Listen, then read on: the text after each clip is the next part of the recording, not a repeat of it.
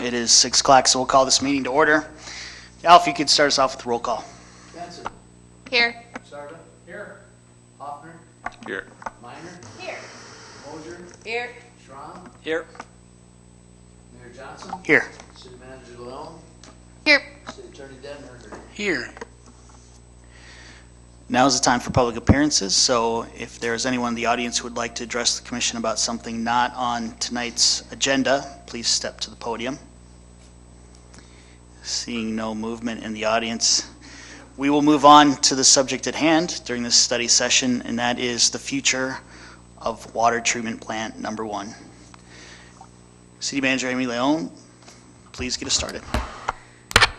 Honorable Mayor, members of the commission, I'm sure you'll hear a little bit from Kyle too on the other microphone, but we wanted to start the discussion with you regarding water plant number 1.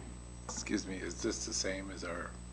Should be the same as what is in your work session folder in OneDrive. I just wanted to put some of the maps and things up and visuals up for the viewing audience so they can see the same things you're seeing.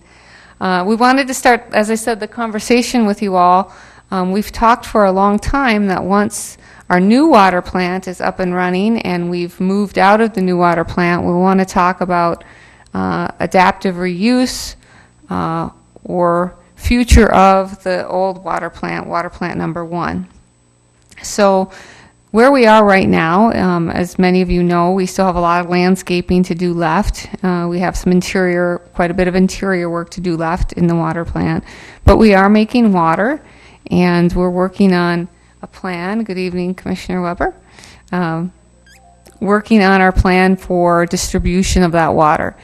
Even once the water is completely into our system, however, it's going to take us some time to move. We've been there since, late 1920s, so if you've ever moved, you know what that process is like.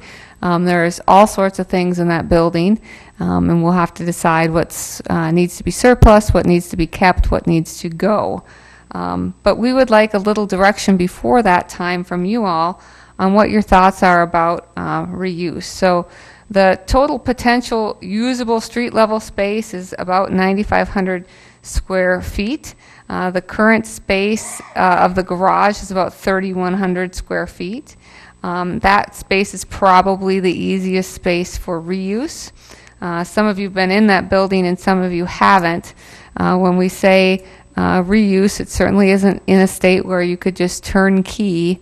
If you were going to have some type of commercial business, there would be a lot of work that you'd need to think about inside of that building. It would require some extensive remodeling.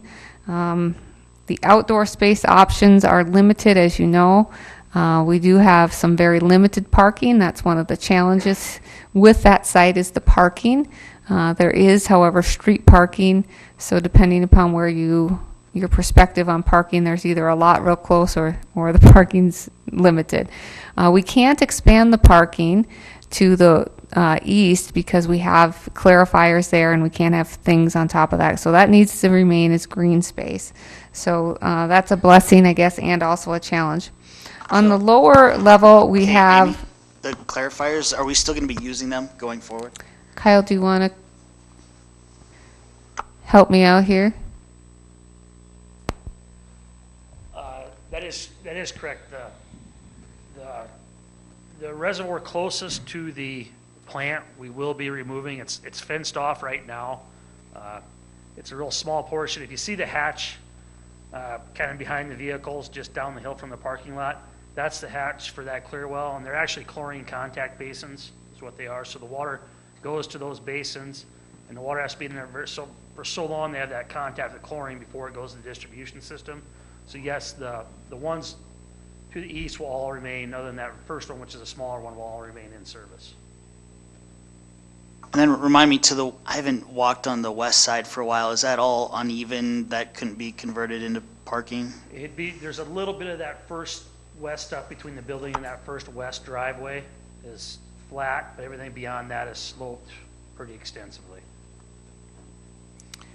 So looking a little bit more at the building, the lower space, if any of you have been in there, is a little bit even more challenging than the main floor, what I call the street level or main floor space. We have an intake and pump room space, which is combined about 2,200 square feet. The lower level of the basin could also be repurposed. That's about 2,200 square feet. Offers kind of a less attractive option because we have equipment and, basins, concrete basins in those spaces that make it a little bit challenging. There'd have to be the right kind of user, I think, to make that work appropriate. Dwayne's scrolling through the pictures there, so you can see some of the spaces. The lower level of the filter area has really thick concrete walls, which probably couldn't be practically converted into usable space. Of course, we don't have the benefit of it being ADA compliant or accessible. We have challenges in that we have very small and limited restroom facilities. We also have equipment, as you can see in there, that would be really difficult to remove out of there, so it would maybe need to be a unique user that wouldn't mind having some of those pipes and things stay there. We also have an issue with the building that only, I think, the office space is heated and cooled. So if you're not wearing coveralls or in the winter and t-shirts in the summer, there would need to be a significant HVAC upgrade. I'm telling you all those things just so we kind of know what we're dealing with. We don't know, for example, we don't think that there's asbestos in the building, but we haven't tested it. One of the things that I would like to know from this work session, if you all do want us to move forward with investigating further into reuse, that's one of the things we'd want to do is an environmental analysis and see kind of what are we dealing with in here. The building is in good shape. Our people have maintained it well, and it was built during a time where buildings were built well and made to last, and it was built as a public utility, so it is structurally, we think, in good shape. However, before we would have someone else lease that space or use that space, we'd also want to talk to, have an engineer take a look at that and do some structural analysis. I've gotten a question is it historic? I'm not a historic architecture. I think there's some Art Deco type design that we can appreciate. Does that make it historic? I don't know. It certainly has a nice Yankton history. So I think from that perspective, you could say it's historic, but it isn't on the National Register or anything of that nature. So those are kind of my, things we need to talk about and be concerned about. But I also want to remind the commission of where that building is located. It is an ideal location for anyone to want to be. I mean, the view, the traffic, while it's a little bit difficult to access, it's certainly in a nice location. We've done a lot of improvements along Riverside Park. There's a lot of activity there. There's hopefully we plan to do more improvements in the lawn and that area in the future. And it would offer a really nice space for the exact right user. And what that means, does that mean a sale? Does that mean something you as a commission want to use it for a public use? Does it mean a lease? All those things are yet to be determined by you and yet to be discussed. I think what I've heard the most is over the years that you may want to consider a RFP, a request for proposals for a lease. We would probably then, what we'd do is make sure we had the platting correct. We'd see what kind of rezoning we may need to do. Right now it's zoned, I believe, Ag 1. So depending upon, if it's a for-profit business, if we're having a business use in there, we'd probably rezone that or look to rezone that, which would require a process but isn't out of the realm. We'd probably want to compare what some other cities have done with similar uses. I put in your report that a couple of communities had public spaces like this that they've reused and they either lease out. Of course, you have the option, and nobody throw a book at me or anything yet, but you know, demolition is an option.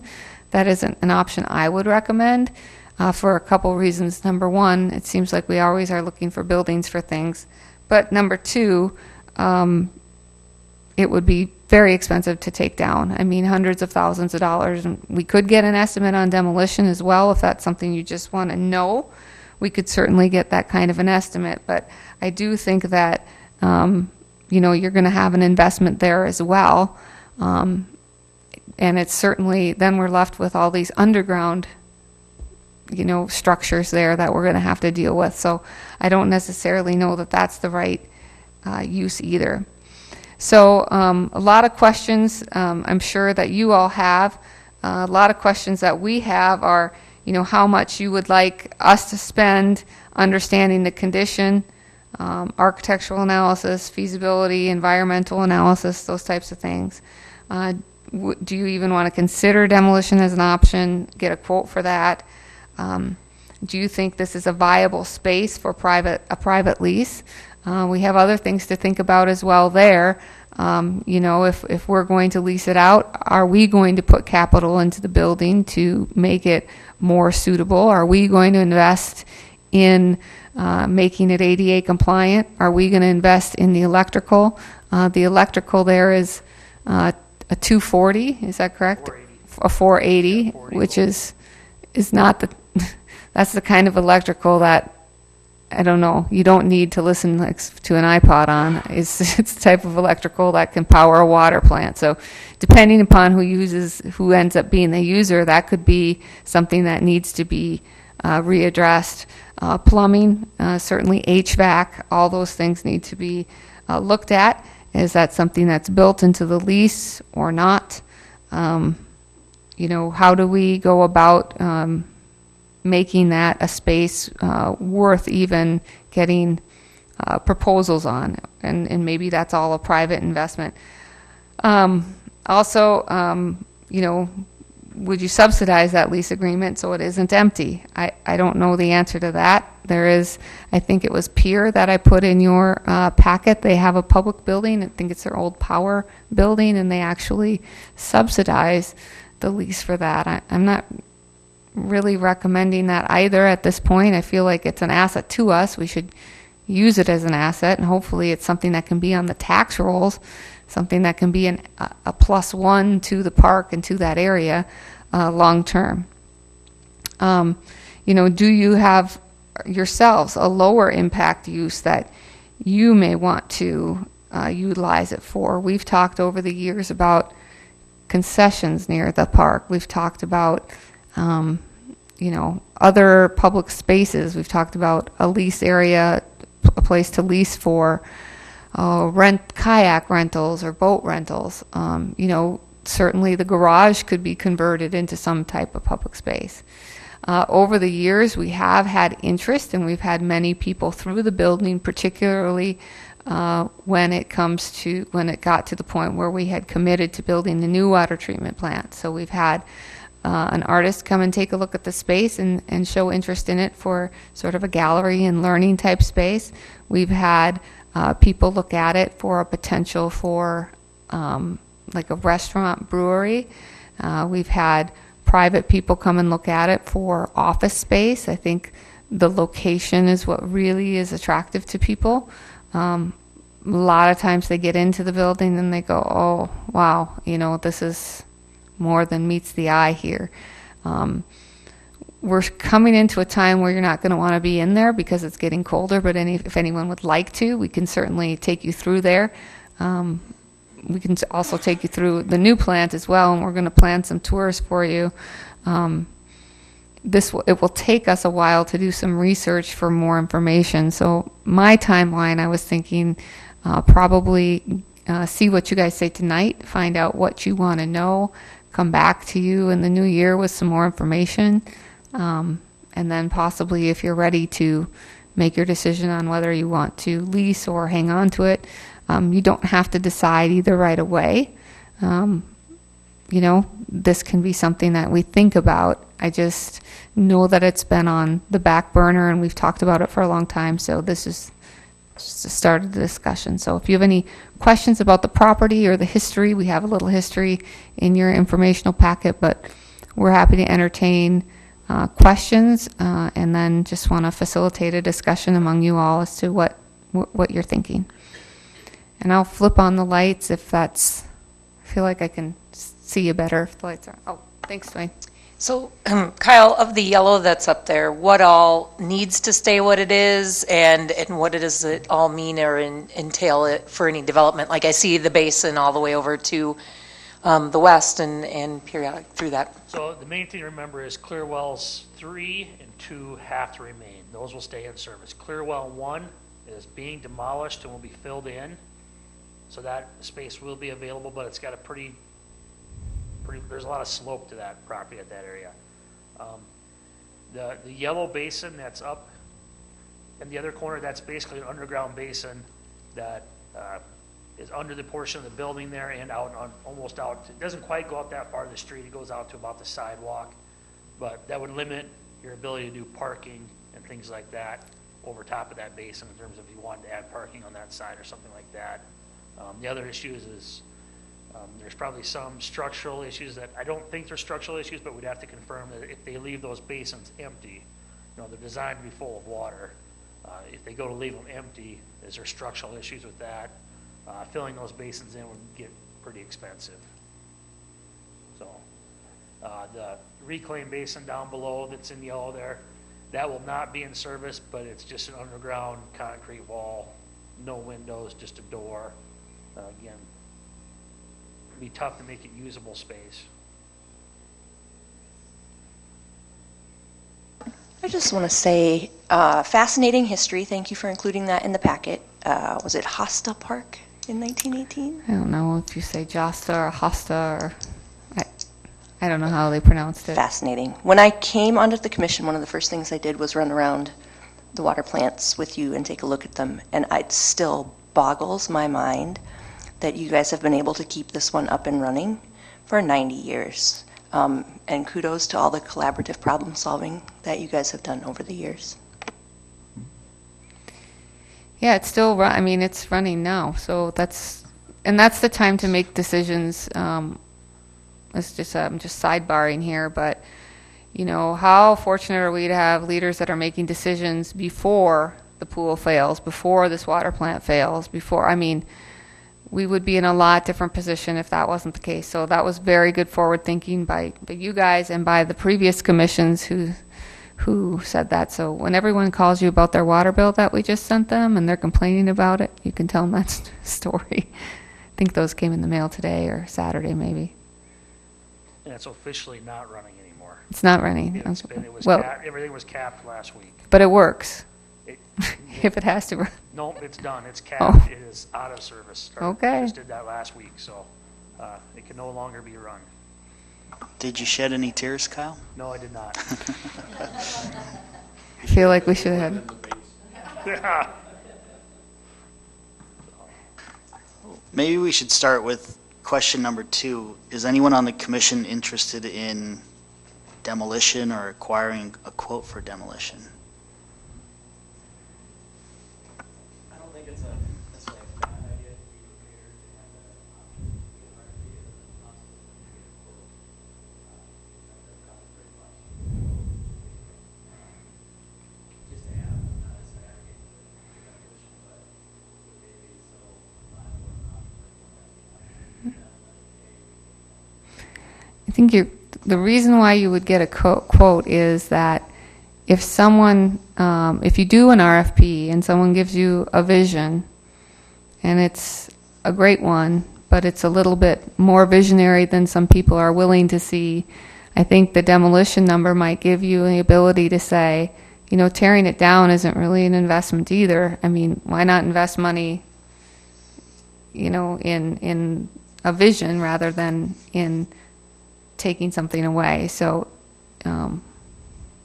that to me, I'm not interested in demoing it either, but to me that would be something nice to have in your back pockets.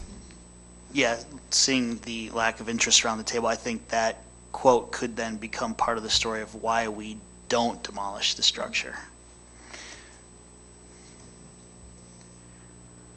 So if we don't want to demolish it, what steps are we willing to take to decide what it can be used for in the future? It sounds like we need an environmental study. Do we have any estimates on how much something like that would cost? I think we'd probably just do a phase 1 environmental, and I think District 3 could probably help us with that, and let us know if they need to have geotech give some geotech or another firm give us some assistance.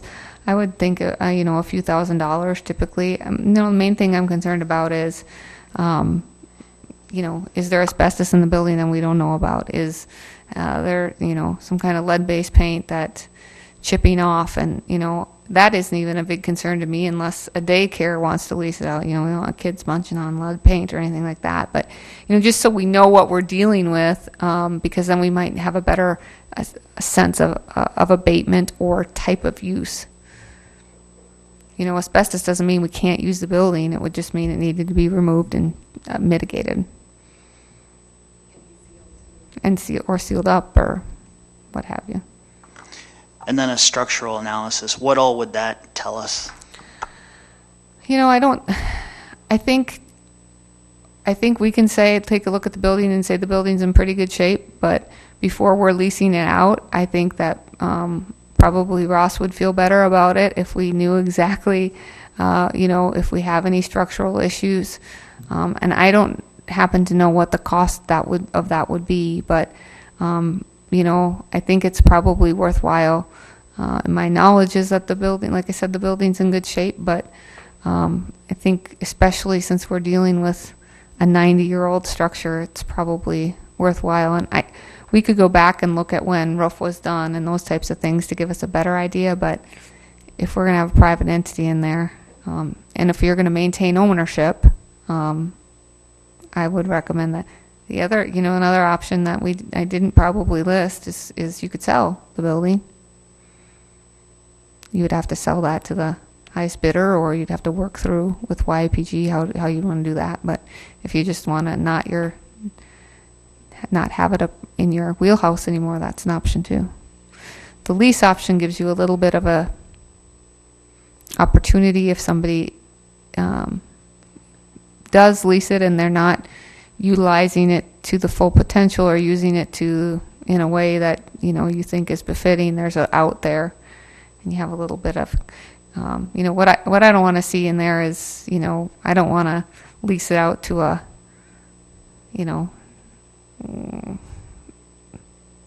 I want it to be fitting of reflect our mission. I think it's an exciting opportunity, obviously. I think we're in the early stages. We're just starting this process. I think we should be looking at all the options, and I'd like to rely on the public for some ideas and comments so we can decipher and listen more to decide what the best option is. I think we're starting out. I don't think we should jump into something that we may regret, so I'd like to hear more from the public, maybe a committee or a group together of some ideas.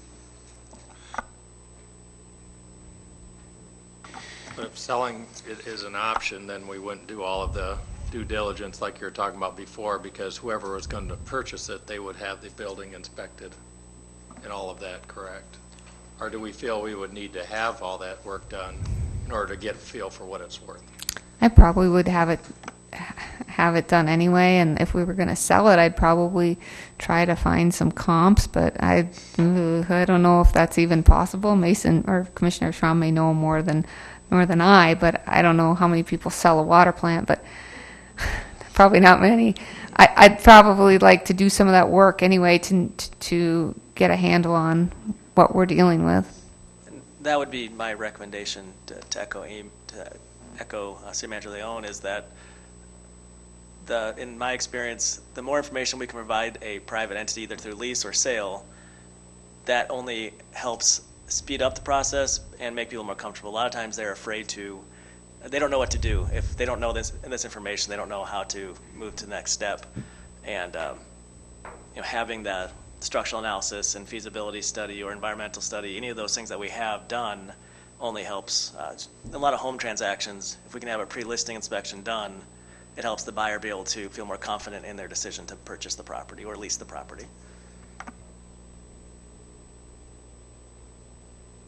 That would be one of my primary concerns at this point, is making sure we're providing the information to potential developers so that they know what they're getting into, and then it allows them to dream accordingly then. I think we've been through experiences in this community where that information has not been supplied and has led to negative outcomes. The other thing the commission can do is gather that information. And apart from people who want to lease it or use it themselves, I haven't heard a lot from the public. I don't know that it's on their radar.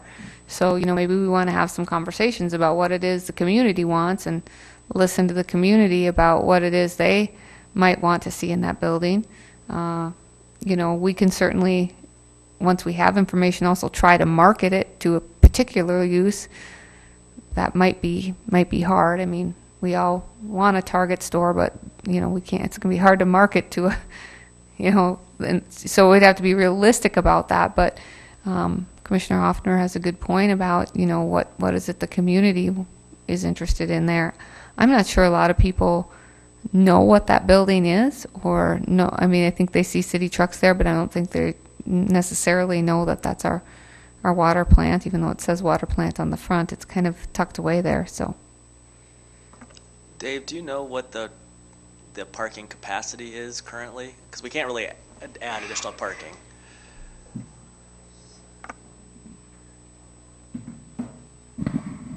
You mean what's paved on site and can count? Correct. Towards parking? Towards parking. So it's all configuration based. You could. I'm just looking at it now. I didn't do a layout of the stalls on the site. I mean, it looks like 17 to 20 stalls you could probably configure on that site on the pavement.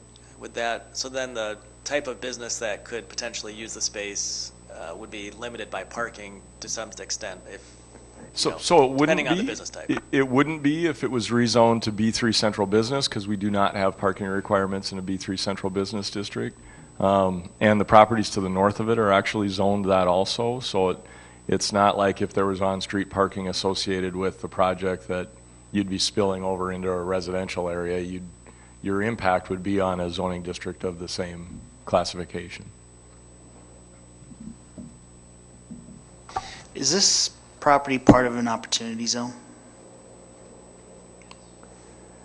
Do you know? I thought the line fell on the west side of Broadway, but I would have to double check that. I just wonder if there are any opportunities within the opportunity zone That's a good question. definition that could help a project like this. That's a good question. Go ahead. To me, the big thing is when we start talking about the structural analysis and whether or not those tanks could function empty, because I'm sure that's a question you're going to get from any prospect. I can see, things like, the brewery thing is really in vogue right now, and that might be where somebody wants to do their brewing. But if they don't function empty because they were designed to be full, that's a major analysis to try and figure that out. That's going to cost some money. It's a different scale, but some of us were just in San Antonio, and you have the Pearl District there, and that was an old beer brewery that closed down, I think, in the early 2000s or maybe the 1990s. And it became kind of a blighted property, but some developers came in, and now it is a mixture of retail, restaurants, housing, hotel, and you can go to a bar and you can sit in some of the old brewery tanks. They're kind of like VIP areas. So, it's pretty amazing what some creativity can produce in buildings that you would otherwise think are not usable.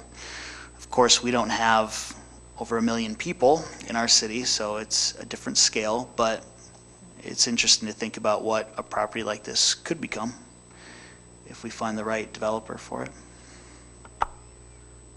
I was going to add too on that structural analysis, we probably want to take a pretty good look at the electrical system. Again, when you have 480 volt with some really old breakers, and things like that. There's, especially if we're going to be leasing it out, we're going to want to look at what we want to do with that 40 volt and how we want to make sure that it's safe and meets those standards for new use. So I mean, there's going to be some costs related to that also.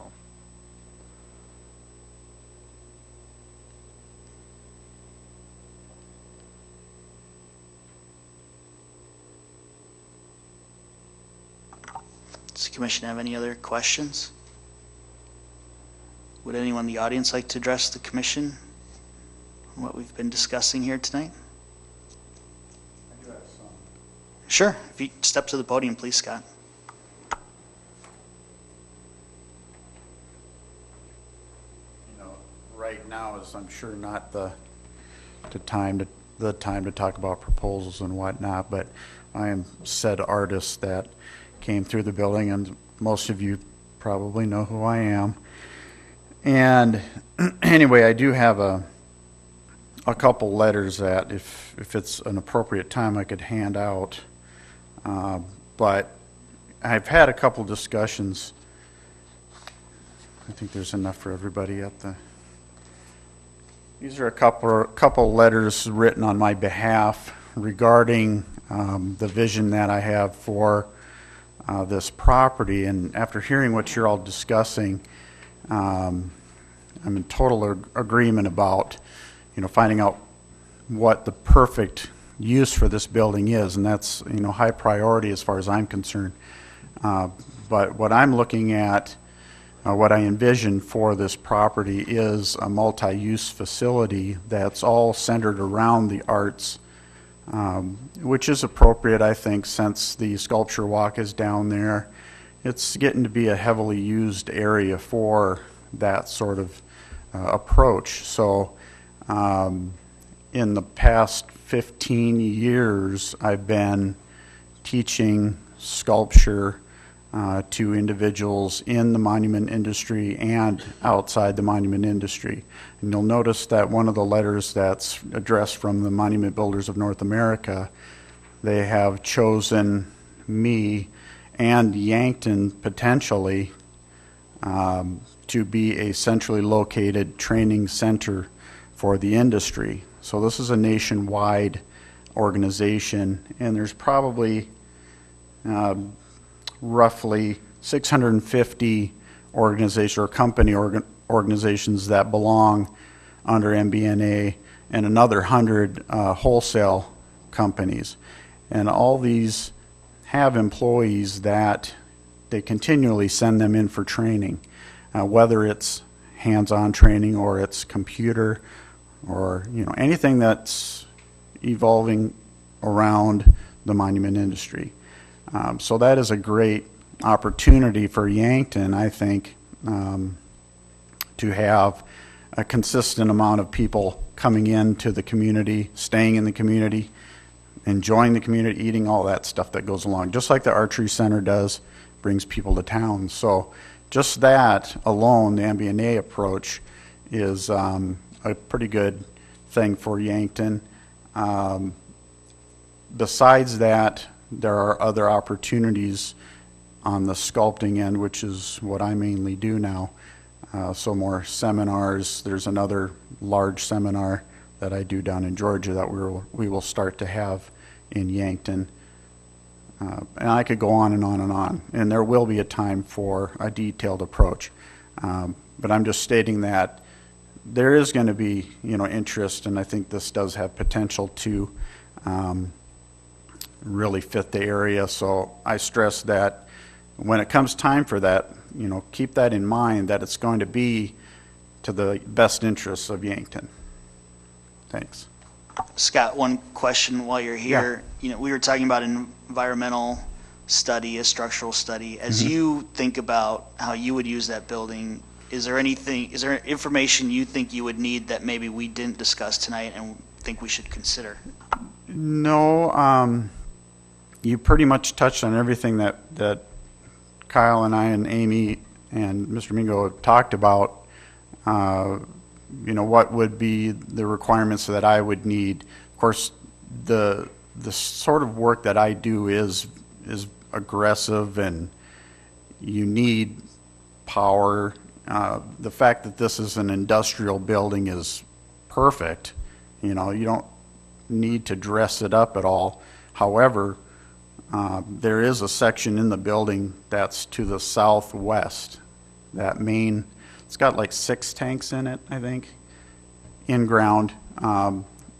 In talking with a few friends that are in, you know, construction and all that sort of thing, it's entirely possible once that area has been decommissioned and you remove, you know, certain elements that are sticking above ground, that you could cap that whole area off and make it a very nice public venue, whether it's for classroom or other things. You know, so this building does have potential, but as far as the other areas that you've seen, or if you haven't been in there, you know, take a look. There's, like Amy said, there's a lot of stuff in there, you know, and, you know, a lot of that can be unbolted and removed, but, you know, if you think around all that and you utilize it properly, that benefits Yankton, as well as, you know, not having to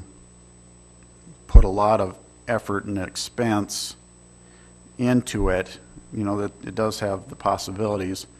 I also talked to Doyle Stevens about the tank that's to the northwest that goes up to the sidewalk, and just asking his opinion, because he's been in the concrete industry as long as I've been in the granite industry, so the guy knows what he's talking about. So in his opinion, he thought it would be possible to open up the top of that tank area, and he mentioned, you know, he gets technical like I do about stone, but he said, oh yeah, there's this type of fill, and this is what you would use for this, blah, blah, blah, blah, blah. So there is a possibility that front area could be filled in, and then you could bring diagonal parking into that area, bring the sidewalk in. You know, so there's a lot of things that, if you approach it right, could make this even better for traffic flow, parking, all that sorts of stuff. But I don't know if I answered your question, but, you know, even the power, you know, I have equipment that runs off of that type of power, and I do agree that there would have to be, you know, bring it up to code. You know, there's some pretty scary shit in that building. So, and pardon my French, you can bleep that out, right? But you want to make sure that it's safe, because you do have people that are coming into the community, and you want them to be safe. They're not going to fall down into a pit. They're not, you know, on and on it could go. But Well, thank you for sharing your thoughts and some of your vision for the property, Scott. Appreciate that. Would anyone else in the audience like to address the commission?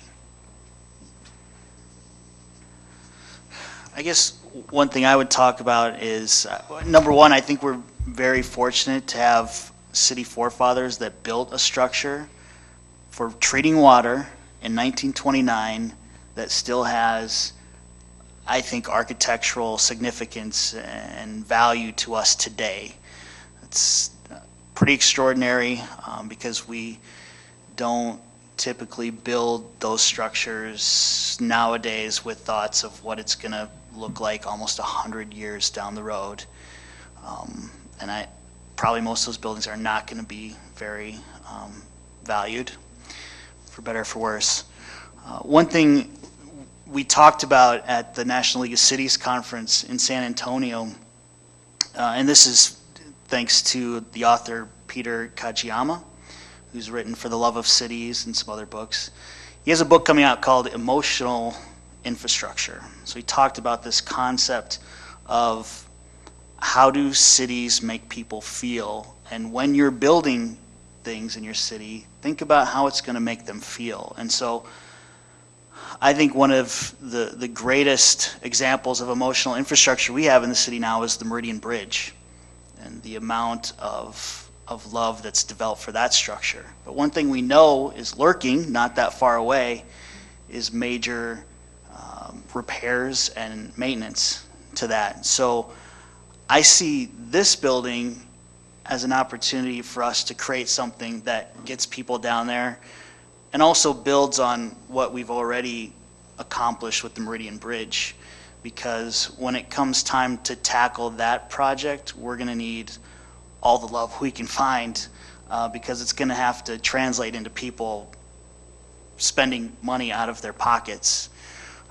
So I think we're very, very fortunate that we have a building that has potential, and hopefully we can work towards a project that comes to fruition and becomes a real asset to our community and helps us with other areas as well. City Manager, did you have any further thoughts? Well, with that, what I would like to do is go ahead and start looking at getting some contracts together for these various studies, and you guys can thumb up or thumb down them based on the price. We don't have anything budgeted, of course, for this type of work.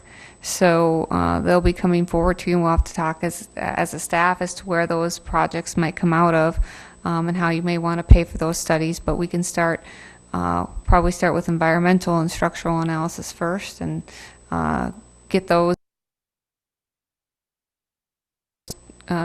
estimates to you and contracts to you, and then probably by a better idea of what we're actually dealing with. And at that time, we want to start to involve sort of a task force or citizens committee.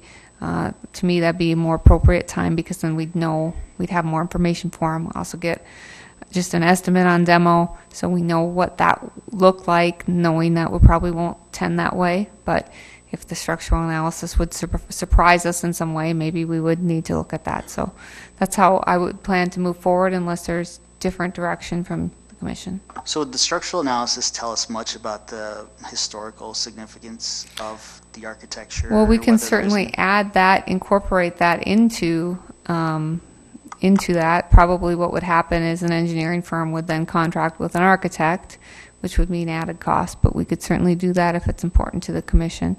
I think determining whether or not the basins are operable without, would be probably a significant additional cost. That might be something that you want to find out later, depending upon who might use it. But yeah, we can have some, a preservation architect take a look at it as well. We may have to reach a little further to find someone like that. It might be worth reaching out to either the Historical Preservation Commission, maybe, or the Mead Building, Crystal Nelson. Maybe she has contacts at the state Historical Society. I don't know if they have people there that could come in and take a look, and maybe it wouldn't cost us anything. Yeah, we can certainly try and ask. To me, it really, I think, to me, it looks like it's the same time period as the City Hall building, and same sort of style architecture, and maybe even the same brick. But Crystal may know all that, just she may have some history we don't, so we can dig into that a little further. And then if there is something significant architecturally that they suggest we look into further, maybe we can find an architect to take a look. I have a question. One, do you have kind of a, I know it would be very soft at this point, a timeline for when you would like to get something done here, one way or the other? Two, how long are we okay with keeping this building on the books in the city? What needs to be done, or what does it cost us to just kind of shut it down and maintain for whatever needs to be maintained, or it can literally be closed, spider webs could start, and it really isn't costing us anything? Well, I don't know what they were up to last week. I guess a lot happened while I was gone, but my understanding is all of our stuff is still in there, and we're still pretty much in that building for now, because we don't have the interior complete. So I would say over the course of the winter and spring, we'd be moving in, and then also sort of purging out of the building what we don't want to use. So it will probably take, I would say, a few months to get to that point. Is that correct, Kyle? That's correct. We're making water at the water plant, but we haven't even started punch list items yet. So there's a lot of electrical to finish up. There's sheetrock that still has to go up, all that kind of stuff. So we're looking at probably being spring before we're fully moving into the new facility. And then at that point, we really got to start looking at what are we going to take out of the 1929 plant. You know, like you said, you saw all the pumps, the piping. We'll have to make some decisions on what we're going to leave behind, what we're going to take. So some of that will actually work into that structural analysis too, that what needs to stay, what needs to go. And then there's just a lot of, like I said, we've been there since 1929. There's things down there in the basement that I'm not even sure what they are. So there's going to be some time to get everything moved out. And of course, the water plant staff is also busy right now trying to get a new plant up and running and understanding that. So there's not a lot of free time to be moving out. So it's going to be spring before we're anywhere near being out of there. So. And I would think if we're ordering studies done, you know, even yet this year, we're almost towards the end of the year, it's going to be spring or summer at best before that occurs. And I hate to put any deadlines on our people, only because their main focal point is going to have to be to become experts really quickly on the new plant. So we have a few minutes left, so why not fill them? We have the green space to the east of the plant, which is just pretty open. Should we be thinking about, is there any reason we couldn't do more there? Do the underground facilities prevent us from doing more? The green space over Clearwell 2 and 3. Yeah. You can't really build anything on top of them or do anything on top of them. They're treated final clarified water. Structurally, you can't have trucks on top of it. You can't put parking on top of it. Okay. So yeah, you're really limited on what you can do with that green space. Yeah, we wouldn't want to have events where you're putting hundreds of people on top of those clear wells. So yeah, you want to limit what you do with that area. Well, shoot. I guess we can't dream about what to do there then. Does anyone else have anything they would like to add before we adjourn until our regular meeting at 7 p.m.? So, one thing that came out of our trip in San Antonio with one of the speakers I heard, they said the purpose of city government is to continually build trust with the public. And I think if you look at some of the things we've done recently with the pool, Walnut Street, Meridian Plaza, new water treatment facility, we are actively building trust. And this facility, this old water treatment facility, we have the opportunity with a city-owned property to continue that trust building. And it ties into what we've done already downtown. So I think we have to look at it from a lens of what can we do so we don't lose trust with the public and continue building on the momentum we've started.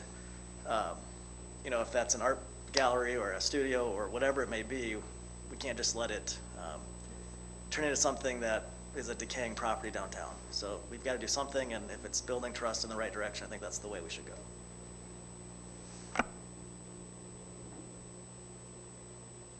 It's a good note to end on. If there are no further thoughts, I would entertain a motion to adjourn. Second.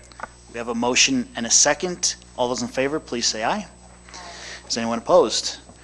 This meeting is adjourned until 7 p.m. when we will begin our regular meeting for the evening. Thank you, everyone.